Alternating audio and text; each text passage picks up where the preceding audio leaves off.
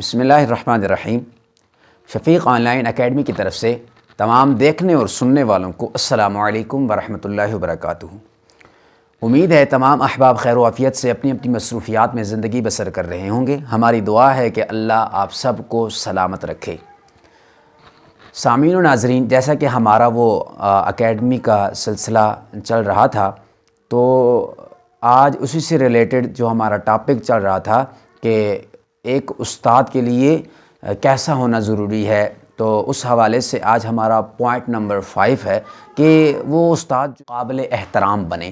تو اس وجہ سے کہ جب احترام اس طلباء کے دلوں میں آئے گا تو لازمی بات ہے پھر وہ احتراماً ان کی باتوں کو بھی عمل میں لائیں گے، اور اسی طرح جس طرح استاد ان کی رہنمائی کرے گا اس رہنمائی کے مطابق وہ عمل کریں گے۔ لہٰذا اسی حوالے سے استاد کے لیے ضروری ہے کہ وہ قابل احترام بنے۔ رسول پاک صلی اللہ علیہ وسلم نے جب اللہ تعالیٰ کا جو پیغام تھا اس کی تبلیغ جب شروع کی تو آغاز کیا تو مخاطبین نے پروردگار کے اس بندے پر الزامات لگانے شروع کر دیے۔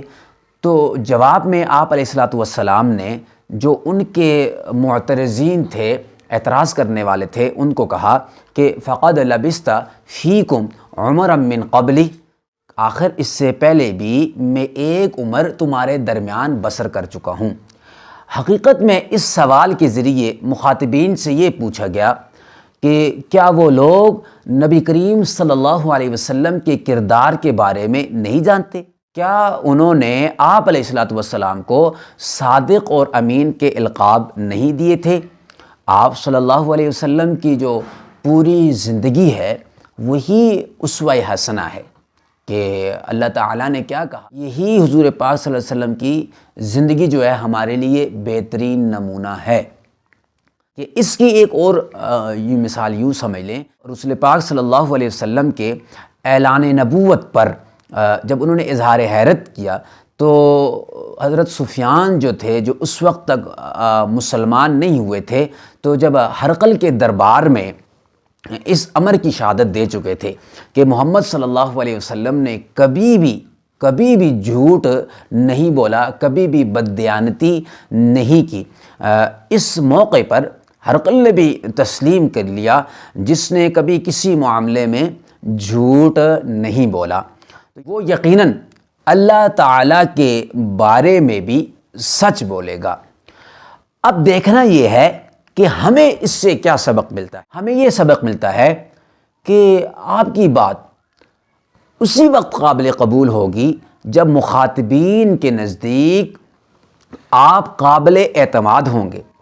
صرف استاد کے طور پر مسلط ہو جانا آپ کی بات میں وزن پیدا نہیں کر سکتا، تو اس کے لیے ضروری ہے کہ قابل اعتماد بھی ہوں۔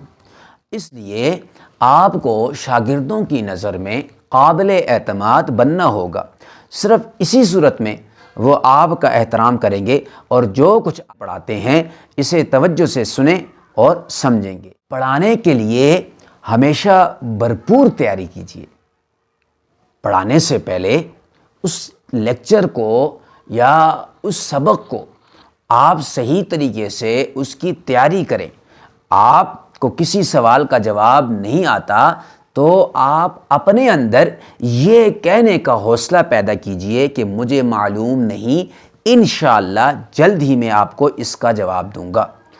آپ کا ایماندارانہ رویہ آپ کی سوچ سے بڑھ کر مؤثر ثابت ہوگا۔ اب آپ جب یہ کام کریں گے تو اس کے اندر جو ہے وہ آپ کا اثر اور یہ باقی رہ جائے گا۔ پابندی وقت بھی یہ بھی بہت ضروری ہے۔ وقت پر پہنچنا اور اپنی ذمہ داری صحیح طریقے سے ادا کرنا اور عہد پورا کرنا سچے مومن کی نشانی ہوتی ہے۔ قرآن کریم میں مومن کی صفت کا بار بار تذکرہ کیا گیا، والذین ہم لاماناتہم وعہدہم راعون، اور جو اپنی امانتوں اور اپنے عہد کا پاس رکھنے والے۔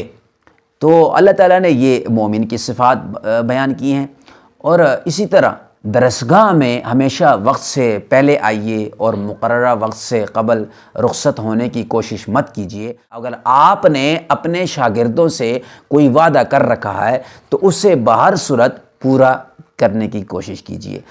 اب حاصل گفتگو یہ ہے کہ احترام طلب نہیں کمایا جاتا ہے، احترام طلب نہیں کمایا جاتا ہے۔